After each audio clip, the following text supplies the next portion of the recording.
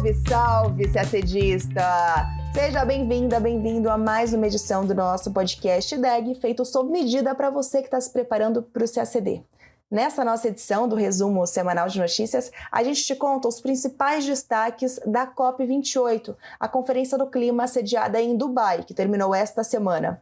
Também tem notícia importante sobre Essequibo, o território disputado por Venezuela e Guiana. Os presidentes dos dois países se reuniram pela primeira vez para discutir o tema e a gente te conta qual é o papel do Brasil nisso. Na Argentina, Javier Milei assumiu a presidência do país e anunciou medidas econômicas audaciosas, segundo o FMI. Sobre o conflito entre Hamas e Israel, destaque para a aprovação de uma resolução na Assembleia Geral da ONU demandando um cessar-fogo humanitário imediato. E tem mais Brasil. Nossa capital sediou as primeiras reuniões da presidência brasileira do G20. A gente também explica por que a Câmara dos Estados Unidos aprovou a abertura de processo de impeachment contra o presidente Joe Biden. E o que significa a decisão da União Europeia que autorizou as negociações para a adesão da Ucrânia ao bloco. Tudo isso em detalhes a gente conta agora no nosso podcast. Nesta quinta-feira, dia 13, foi concluída em Dubai, nos Emirados Árabes, a 28ª Conferência das Partes da UNFCCC, a Convenção Quadro das Nações Unidas sobre Mudança do Clima, ou, para resumir, a COP28. Um dos grandes destaques da conferência foi a aprovação por consenso da candidatura do Brasil para sediar a COP30 em 2025, a ser realizada em Belém. Segundo a nota do Itamaraty, o principal resultado das negociações da COP de Dubai foi a conclusão do primeiro balanço global sobre o Acordo de Paris, que avaliou a resposta global à mudança do clima. Esse balanço global reconheceu o senso de gravidade e urgência alertado pela ciência e apontou avanços na luta climática desde a adoção do Acordo de Paris. Por outro lado, identificou lacunas significativas na implementação de compromissos climáticos, principalmente por parte dos países desenvolvidos, em termos de esforços passados de cortes de emissões e de obrigações financeiras junto a países em desenvolvimento. Em uma decisão histórica, a COP de Dubai tratou pela primeira vez de forma explícita do tema de combustíveis fósseis, estabelecendo objetivos globais para a transformação de sistemas energéticos rumo à neutralidade climática até 2050 e ao alcance do objetivo do Acordo de Paris de limitar o aumento de temperatura a 1,5 graus Celsius em relação a níveis pré-industriais. Foram também aprovados 2 projetos: o Fundo de Perdas e Danos, que já estava sendo debatido na COP anterior, e o Objetivo Global de Adaptação, os dois para tratar dos impactos da mudança do clima. Refletindo uma proposta brasileira, a COP28 lançou o Mapa do Caminho para a Missão 1.5, voltado ao reforço da cooperação internacional e ao estímulo da ambição dos países em seus próximos compromissos a serem apresentados em 2025, quando o Brasil sediará a COP30 em Belém do Pará. Ainda de acordo com o Itamaraty, os resultados positivos da COP28 reforçam o comprometimento global com o multilateralismo, a cooperação internacional e a justiça climática em um momento crítico para a luta contra a mudança do clima. A próxima COP, a COP29, será realizada em 2024 no Azerbaijão. Agora a gente passa para outro assunto super importante do noticiário internacional, que é a disputa entre a Venezuela e a Guiana em torno do território de Essequibo. Teve um grande desdobramento esta semana.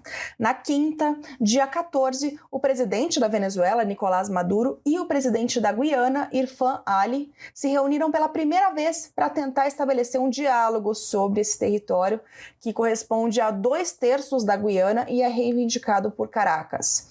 O encontro aconteceu após o aumento da tensão agravada pelo plebiscito, promovido pelo regime venezuelano no dia 3 de dezembro. Naquela votação do plebiscito, 96% dos eleitores votaram favoravelmente à criação de um novo estado em Essequibo e da concessão de nacionalidade venezuelana aos 125 mil habitantes dessa região que é guianense. A reunião ocorreu em São Vicente e Granadinas e foi promovida pela CELAC e pela CARICOM, com o apoio do Brasil. O presidente Lula tinha sido convidado para acompanhar a reunião, mas decidiu enviar Celso Amorim, o assessor especial para assuntos internacionais. O saldo da reunião a gente já adianta aqui. Apesar de nenhum dos países abrir mão de sua reivindicação sobre a soberania da região, os dois se comprometeram a continuar com o diálogo e marcar uma nova data para as reuniões. O presidente guianense afirmou após o encontro que seu governo tem todo o direito de explorar recursos em seu espaço soberano. Já o governo da Venezuela afirmou que o encontro ratifica a vontade de se restabelecer um diálogo contínuo em favor do povo venezuelano. Ou seja, todos falando do seu lado, né? Nenhum dos dois líderes recuou de suas posições, principalmente sobre a legitimidade da Corte Internacional de Justiça de decidir sobre a disputa de Essequibo. A Venezuela afirma que não reconhece a jurisdição da corte no caso. Mas isso não anula o avanço que foi esse início dos diálogos, ainda mais se as reuniões continuarem. Nesse sentido, o Brasil pode desempenhar um papel muito importante. Celso Amorim disse que não interessa à região o uso da força ou a ameaça de uso da força. Um recado claro para Maduro. E também disse que não interessa também à região que forças estrangeiras intervenham. Mensagem, nesse caso, para Ali, o presidente da Guiana, que não descartou a possibilidade de hospedar uma base norte-americana em seu território. Na visão do governo brasileiro, que propôs a negociação e se coloca como fiador do processo entre Guiana e Venezuela, a reunião desinflou a guerra verbal e reduziu o risco da escalada retórica sair do controle e levar ao conflito. Inclusive, na quinta noite foi confirmado que a próxima reunião será no Brasil, ainda sem data confirmada. Ainda aqui na América do Sul, falamos de Argentina. O novo presidente do país, Javier Milei, assumiu o cargo no domingo, dia 10, e após receber a faixa presidencial, prometeu em um discurso uma nova era e um choque na economia do país. Entre suas primeiras medidas, Javier suspendeu a propaganda oficial do governo e cortou 34% dos cargos públicos. Na terça-feira, dia 12, o novo ministro da Economia, Luiz Caputo, anunciou o primeiro pacote fiscal da gestão Milei para tentar conter a crise econômica, que é uma das piores da história recente do país.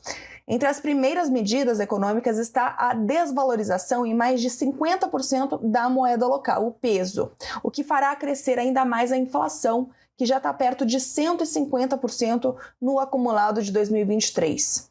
Caputo justificou que a medida servirá para que os setores produtivos tenham os incentivos adequados para aumentar a produção. Além disso, foi anunciado um aumento provisório do imposto de importações e dos impostos retidos na fonte sobre as exportações não agropecuárias, o que impulsiona os efeitos da desvalorização. O ministro afirmou que essa medida beneficia os exportadores com um preço melhor e equipara a carga fiscal para todos os setores, deixando de discriminar o setor agropecuário.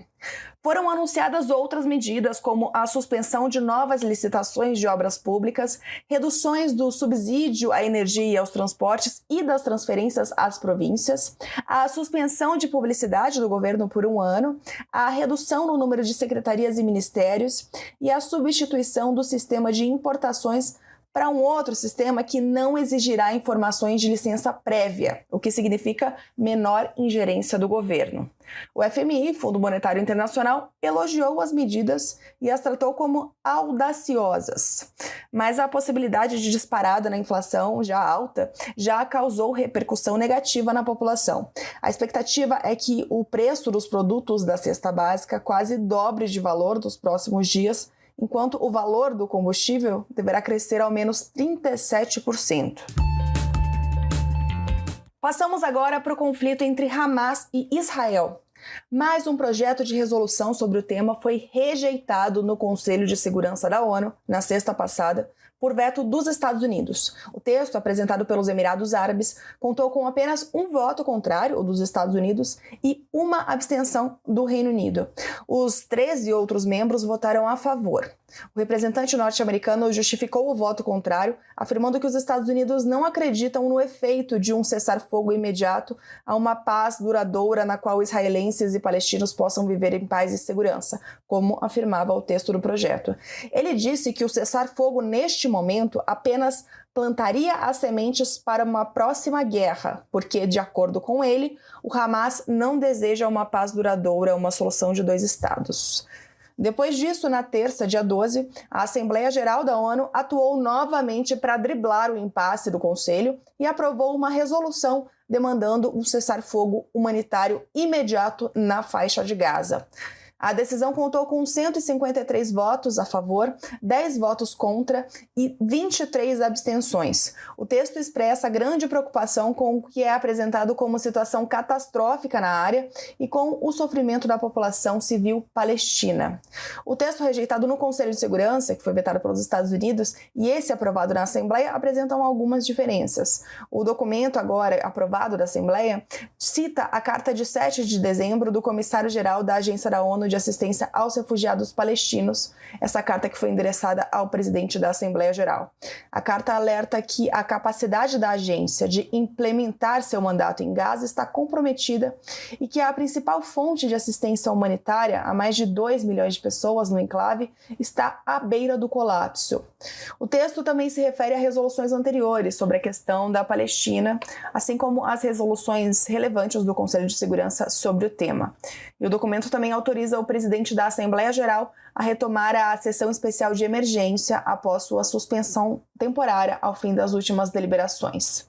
Os principais pontos em comum entre a resolução rejeitada e a aprovada incluem um cessar-fogo humanitário imediato, a exigência de que todas as partes cumpram suas obrigações sob a lei internacional, especialmente quanto à proteção de civis, e a demanda pela libertação imediata e incondicional de todos os reféns, e também demanda a garantia do acesso humanitário nessas regiões. Apesar de não serem legalmente vinculantes, ao contrário das resoluções do Conselho de Segurança, as decisões da Assembleia carregam um peso político importante. Uma trégua temporária entre 24 de novembro e 1º de dezembro resultou na libertação de 105 reféns, mulheres e crianças israelenses e cidadãos estrangeiros detidos pelo Hamas. Agora, as partes negociam um possível segundo acordo para libertar mais reféns. Agora falamos de Brasil. Entre os dias 11 e 15 de dezembro foram realizadas no Itamaraty as primeiras reuniões da presidência brasileira do G20, o grupo formado pelas maiores economias do mundo, além da União Africana e da União Europeia. O Brasil assumiu a presidência do grupo no dia 1º de dezembro, com o desafio de incluir no debate internacional 3 grandes prioridades do 3º mandato do presidente Lula. 1. Combate à fome e à pobreza. 2. O desenvolvimento sustentável. E 3. A reforma da governança global. Nessas reuniões, presididas pelo Brasil, pela primeira vez, as 2 trilhas que norteiam os trabalhos do G20 no Brasil, Sherpas e Finanças, estão se reunindo no começo de um novo mandato. E o que isso significa? Bom, a trilha de Sherpas é comandada por representantes pessoais dos líderes do G20, que supervisionam as negociações, discutem pontos que formam a agenda internacional e coordenam a maior parte do trabalho. É um cargo político. Os Sherpas são os responsáveis por conduzir as discussões rumo à Declaração de Líderes, um documento consensual que deverá ser adotado na cúpula do Rio de Janeiro. O Sherpa, indicado pelo Brasil, é o embaixador Maurício Lírio, secretário de Assuntos Econômicos e Financeiros do Itamaraty. Já a trilha de Finanças é responsável pelo debate dos assuntos econômicos e é comandada pelos ministros da Fazenda e presidentes dos bancos centrais dos países membros. No Brasil, a coordenação dessa trilha ficará com a economista e diplomata Tatiana Rosito, secretária de Assuntos Internacionais do Ministério da Fazenda. A ideia do governo brasileiro era unir desde o princípio o debate político das Sherpas com as soluções financeiras da trilha de Finanças e apresentar neste encontro a agenda de trabalho e os pilares da gestão. Em seu primeiro discurso à frente do G20 nesta quarta-feira, o presidente Lula ressaltou as prioridades estabelecidas por sua gestão e antecipou algumas propostas que serão apresentadas pela presidência brasileira, como uma aliança global contra a fome e a pobreza e a aprimoração dos fundos de financiamento.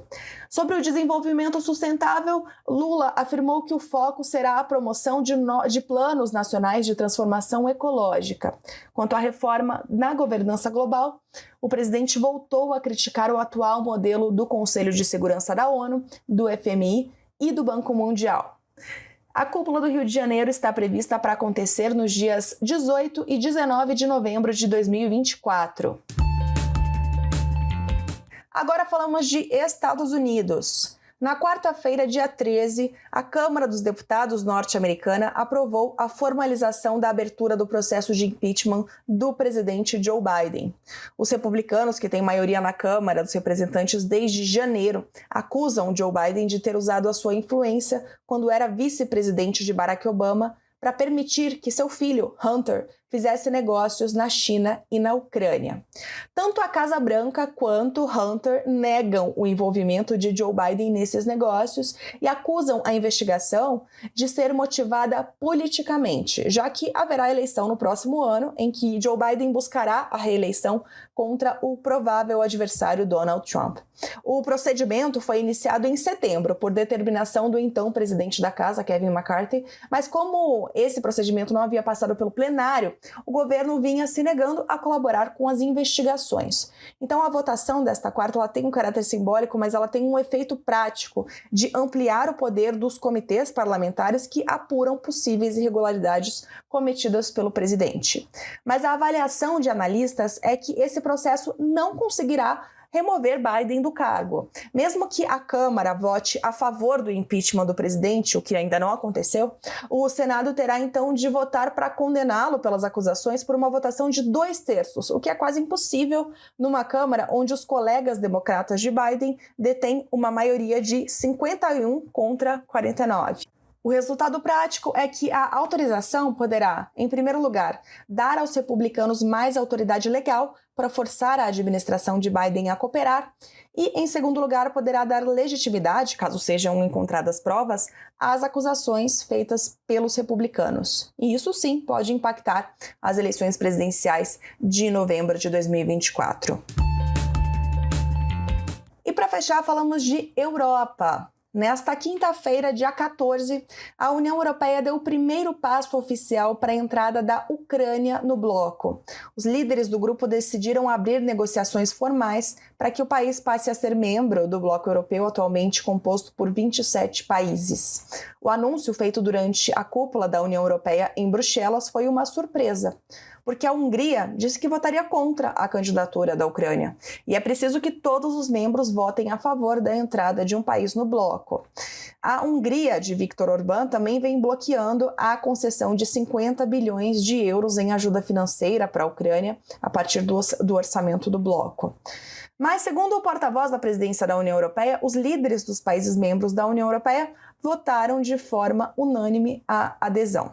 Orbán informou depois que continua se opondo à entrada da Ucrânia nessas condições, no meio de uma guerra, mas que seu país não participou da decisão justamente para não bloqueá-la. Mas atenção aos detalhes, porque os detalhes importam na prova do CACD. A Ucrânia ainda não é formalmente um país candidato à adesão ao bloco. Esse foi só o primeiro passo. O segundo é que aí sim a Ucrânia apresente sua candidatura e aí começa a negociação para adesão, o que não tem prazo para acontecer e que depende da adequação da Ucrânia a várias inúmeras normativas do bloco. Bom, esclarecido esse ponto, a gente se despede nessa que é a nossa última edição do ano.